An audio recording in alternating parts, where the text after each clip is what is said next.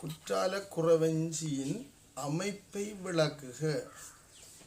தலைவன் வீதியிலே உலா போந்து செல்கின்ற பொழுது 7 பருவ மகளிரும் கண்டு காதல் கொள்வர். அவர்களில் எல்லா விதமான அழகும் நலனும் பொருந்த பெற்ற பெண்ணொருத்தி தலைவன் மீது காதல் கொள்வாள்.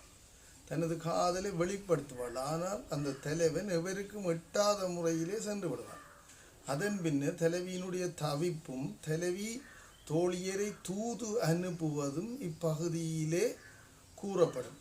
அதன் பின்னர் தலைவனுடைய சிறப்பை பாடி முடிப்பதுடன் வாழ்த்துவதுடன் இந்த இலக்கியம் நிறைவுறுத்தப்படும். திருக்குற்றால குறவஞ்சி என்பது வசந்தவல்லி என்கின்ற அந்த பெண் குற்றாலநாதர் வீதி உலா செல்லும் பொழுது கண்டு காதல் கொள்வதாக பாடப்படும்.